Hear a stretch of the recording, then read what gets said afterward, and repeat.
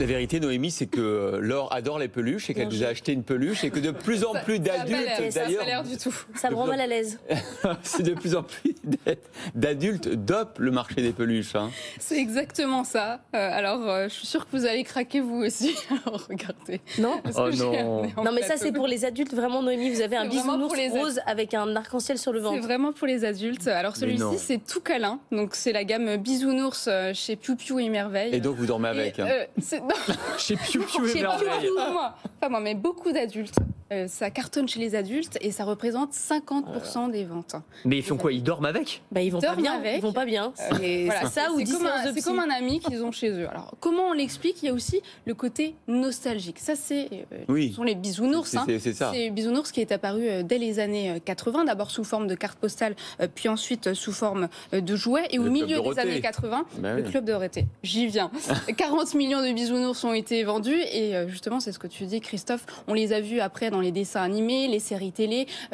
Salut les petits loups sur TF1, encore le Club Dorothée. Et c'est vrai que la peluche en ours aujourd'hui, c'est un symbole lié à l'imaginaire collectif. Là, vous avez Gaston l'ourson, donc c'est le produit le plus vendu chez Piou Piou et Merveille. Donc ce sont les grandes peluches qui sont très plébiscitées par les adultes, qui font plus de 50 cm.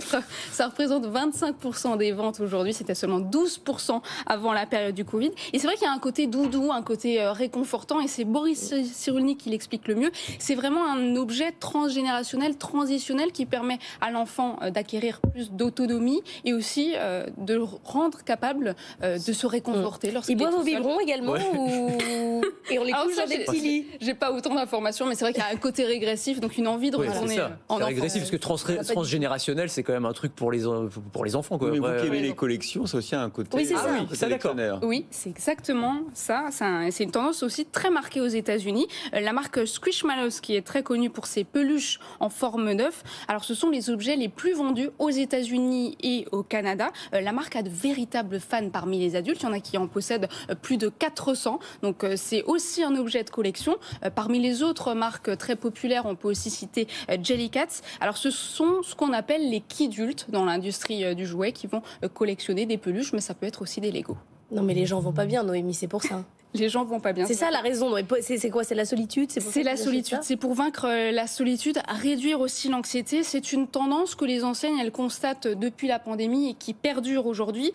Huggy Mulls en a fait sa marque de fabrique. C'est une marque américaine qui développe des peluches spécialement conçues pour réduire l'anxiété, pour aussi favoriser le sommeil. 50% de la clientèle est composée d'adultes, des personnes qui cherchent aussi du réconfort après des ruptures ou après un deuil. Alors on peut se poser la question, est-ce qu'il y a un réel impact de ces peluches sur l'anxiété, sur la solitude, sur le chagrin? Alors, aujourd'hui, ça fait encore l'objet d'études, mais selon le Time, il y a quand même des études qui ont démontré que les personnes qui souffrent d'anxiété, ça leur fait du bien, parce qu'il y a ce côté câlin aussi, grâce aux matières qui sont aujourd'hui très douces, beaucoup plus douces qu'avant, l'envie de le prendre dans ses bras. Je découvre avec effarement l'étiquette du nounours que vous avez apporté. Alors d'abord, c'est Gaston, made in France. Vous avez sa date de naissance. Il est né le 6 février.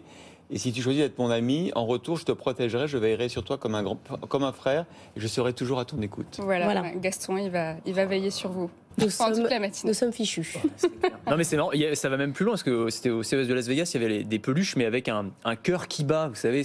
Donc là, vous faites un câlin au nounours et vous ressentez le battement de son cœur comme un animal de compagnie.